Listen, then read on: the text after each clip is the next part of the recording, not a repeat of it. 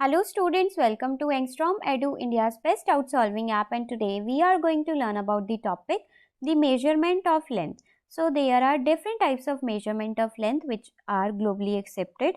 The methods include direct, indirect or the other forms known as parallax method.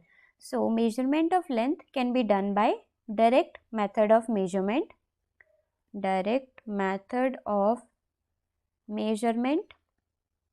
then we have indirect method of measurement. Second is indirect method of measurement,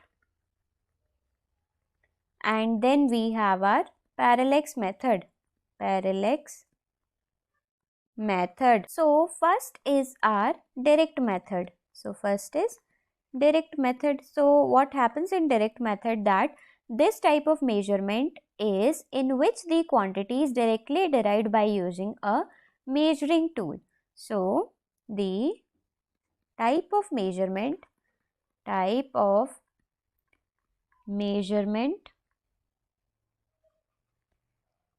in which the quantity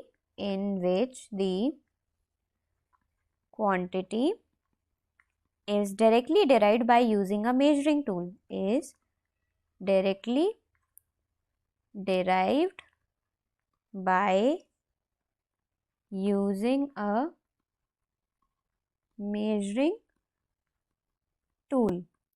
So it is commonly used to measure physical quantities like length, pressure or temperature, etc. For instance, the physical balance is calculated as the weight of the matter, and a vernier calipers is used for lengths to accuracy of 10 raised to power minus 4 meter. So our second method is indirect method of measurement.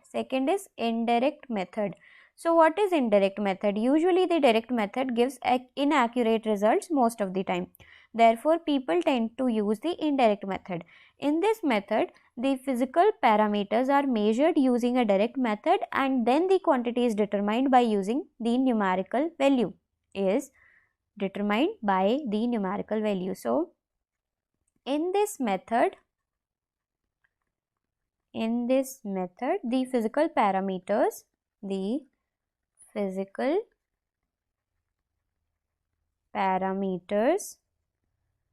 measured using a direct method,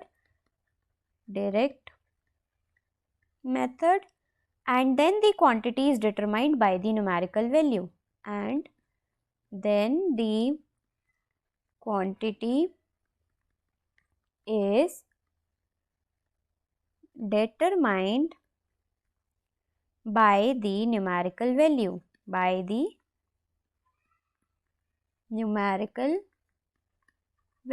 For instance, the length, breadth and height is calculated using the direct method, and the relation of direct method observes the weight. The indirect method, in short, describes the measuring one of the item by the measurement of the another item.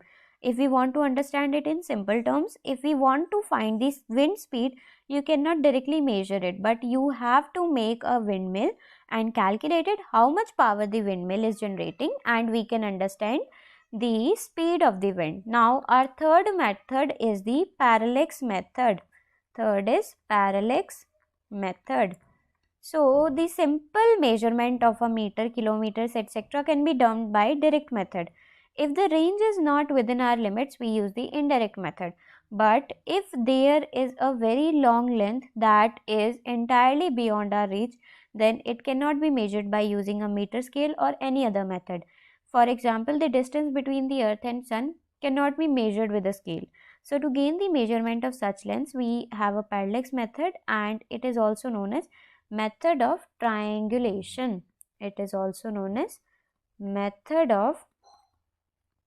triangulation. So what happens here, that it observes how there is displacement or change in apparent position of an object when viewed from two different points. So it observes how there is displacement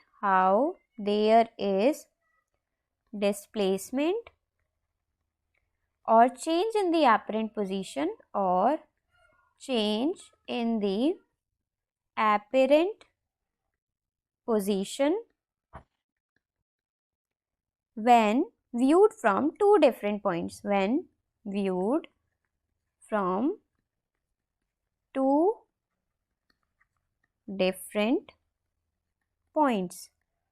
For instance, we can take a pencil and place it in the front of you against a specific position on the wall. Now, if we look at the pencil from our left eye by closing the right eye and again see it from the right eye by closing the left eye, we would see the difference that if you see a similar object from two different points, so the position seems to change. It is known as parallax method. So, the distance between the 2 points is known as the basis. In this, the distance between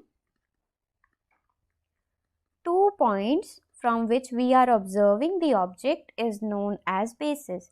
2 points is known as basis. So, this example has a basis of eyes. So, this is all about the measurement of length. Thank you for the session. Happy asking.